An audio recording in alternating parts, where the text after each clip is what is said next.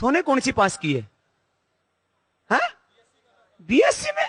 बड़ा छोटा सा एक तो, अभी तो इसके एक भी दाढ़ी मुंह से नहीं आया। क्या नाम है? उज्जवल। हाँ, इसका तो भविष्य उज्जवल है भाई, उज्जवल मिश्रा। बीच में मन डोलेगा तो नहीं? कितने भाई हो? कितने भाई हो? अकेला ही है? माँ कहाँ है? गांव से हो कि शहर से? कौन से शहर से? फर्रुखाबाद से। पिताजी यहाँ हैं? अब अकेला आ रहा है मेरे पास। और बेटी? बेटी भी? जरा इधर आइयो, ये तो कमाल हो गया। क्या नाम बेटा? श्रद्धा और उज्जवल। तुम्हारे दोनों में ये विचार कैसे आ गया? बोले बाबा जी आपकी कृपा से। और ये बापू क्या करेगा अकेला फिर घर में? आपको कोई दिक्कत तो नहीं मैं इनको साथ ले जाऊं? आपको कोई दिक्कत तो नहीं दोनों को ले जाऊं? देखो ये बाप भी बड़ा ही है, बोले बाबा जा ले आ, इनकी इच्छा है तो ले जाओ। क्या नाम है आपका? रमेश मिश्रा। ये पुराने कार्यकर्ता है हमारे। तो अब बताओ ये बहन कितनी हो तुम? एक इकलौती बहन और इकलौता भाई। जब ये दोनों तैयार हो सकते हैं तो हिंदुस्तान में देख लो त्याग का भाव कितना ऊंचा है।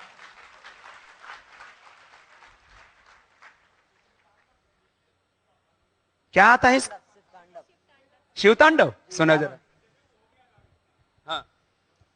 ओम जटाटवी गल स्ववाह पावे स्थले गले वलम वलंबितं भुजंग तुंग मालिकम डमर डमर डमर डमर लीलाट पट्ट पर्वया चकार चंड तांडवम तनोतु न शिवा शिवम जटाकटाह संप्रभम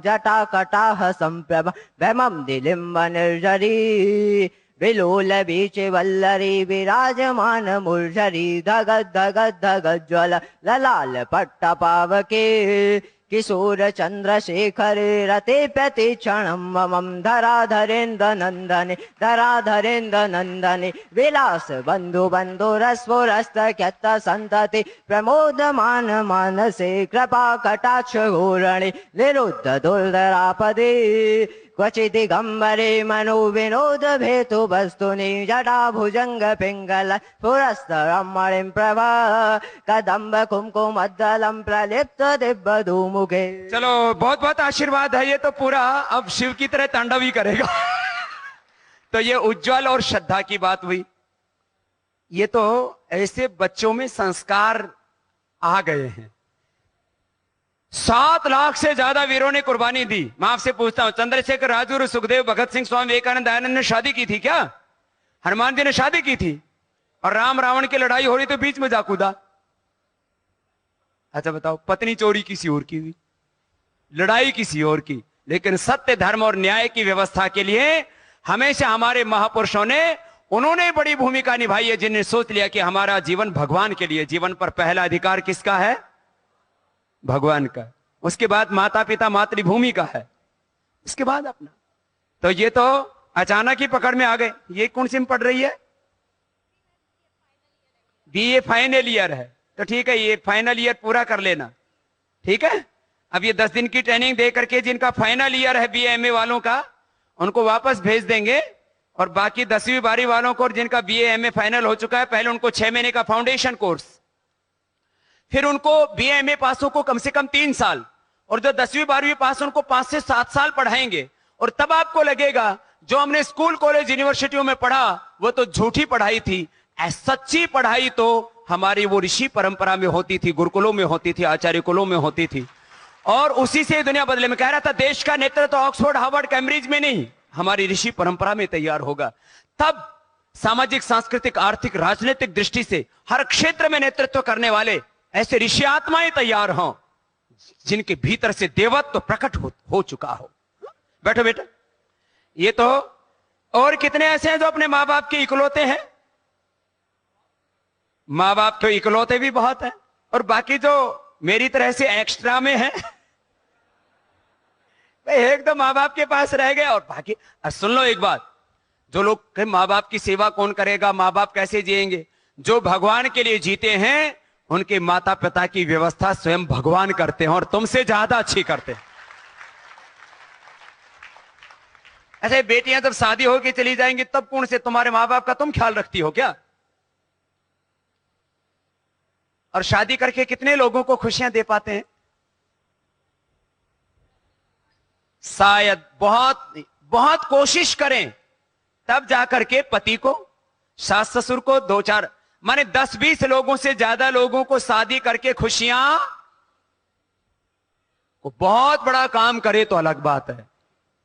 और आज मैंने शादी नहीं की, मैं कितने लोगों को खुशियां दे रहा हूं?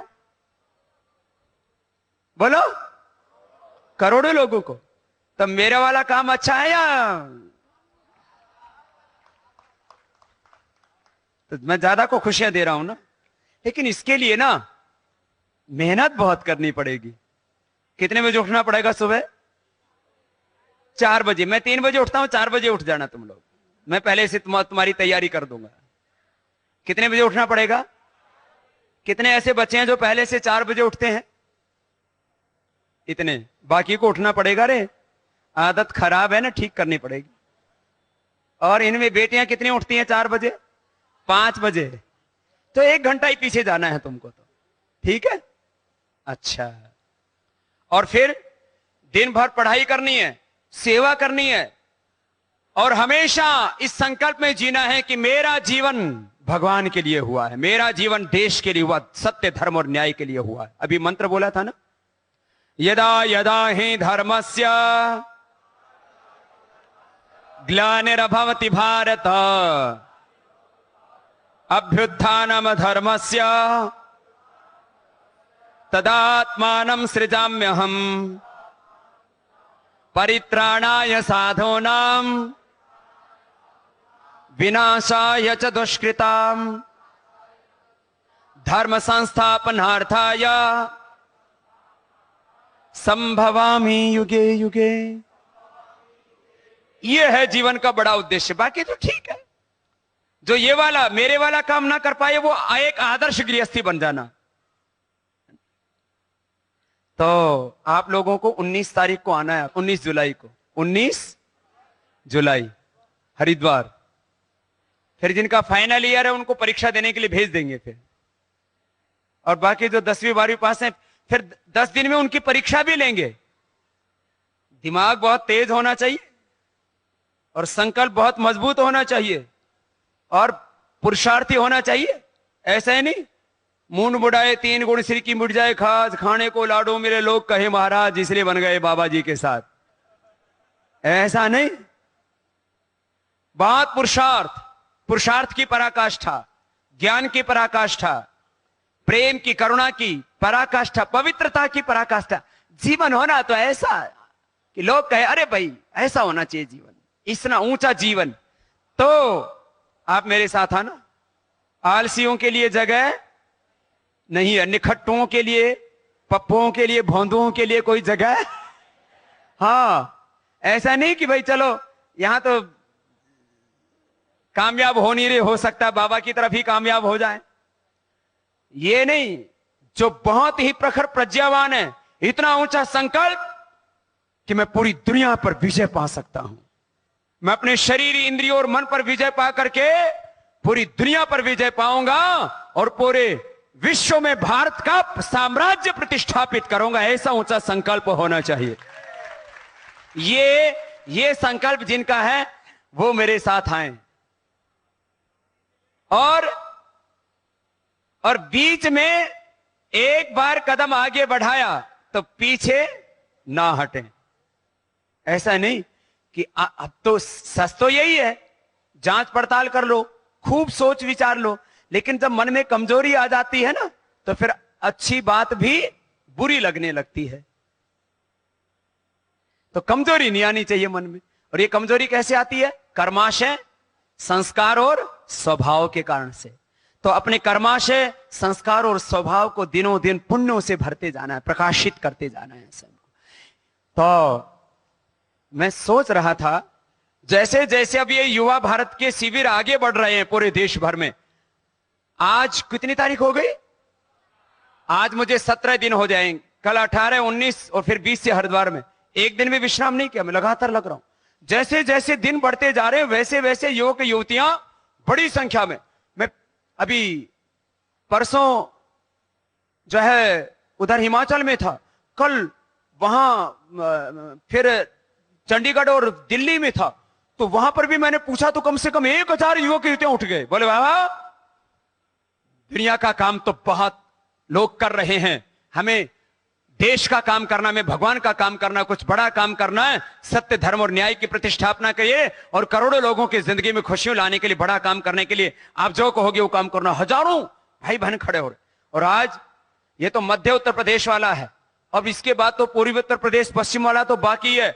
मेरा संकल्प था कि विवेकानंद की सार्ध शताब्दी पर जैसे वो चाहते थे कि मेरे जैसे 100 युवक युवतियां तैयार हों, स्वामी दयानंद भी कहते थे जितना संसार का उपकार एक योगी सन्यासी कर सकता उतना दूसरा नहीं कर सकता। और उन सब महापुरुषों के सपनों को पूरा करने के लिए वो चाहते थे कि हमारे जैसे 100-200 तैयार हों।